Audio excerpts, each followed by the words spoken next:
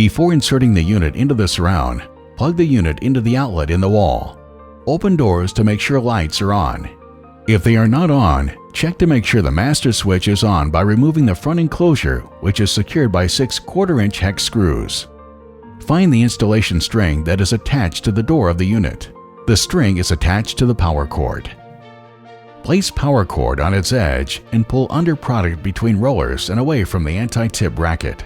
Pull the string tight to ensure the power cord is routed underneath the unit.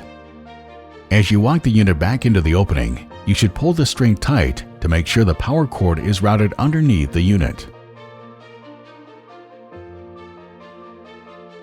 Door face should be 7/8 inch behind the front face of surrounding cabinets on either a stainless or custom panel installation.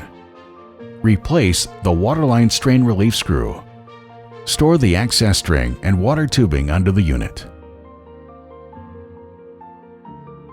All models have 4-point leveling. The front is supported by leveling legs. The rear is supported by adjustable wheels.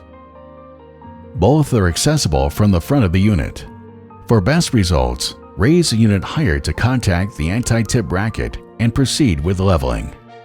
To level the back of the unit, turn the 7/16-inch hex nut located above the front wheels. Turn clockwise to raise or counterclockwise to lower the unit. For front leveling, use a 7/16-inch open-end wrench. Adjust height of unit to match installation cutout opening 84 inches. The unit should be level and plumb with cabinetry. The rear leveling wheels and front leveling legs are limited to a maximum height adjustment of 1 inch. If you attempt to raise the unit more than 1 inch, you will damage the front leveling legs and the rear leveling wheels.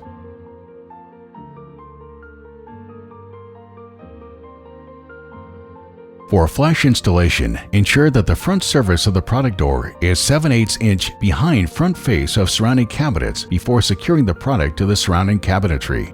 This allows space to accommodate the thickness of the door panel. Open the water filter access door and locate the filter and filter removal tool.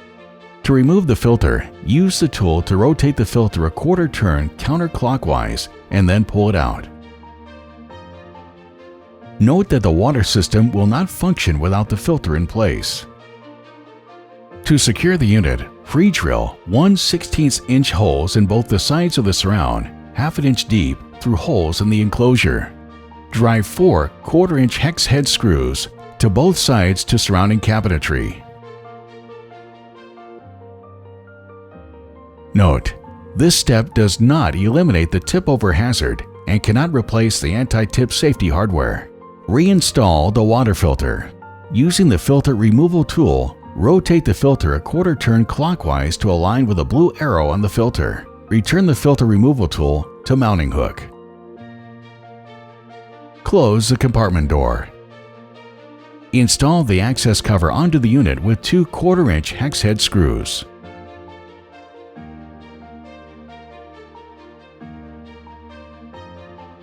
Now, install toe kick onto the unit. Insert the toe kick into the slot in the front access cover by rotating it toward you. Push the bottom portion of the toe kick towards the product and slide into place.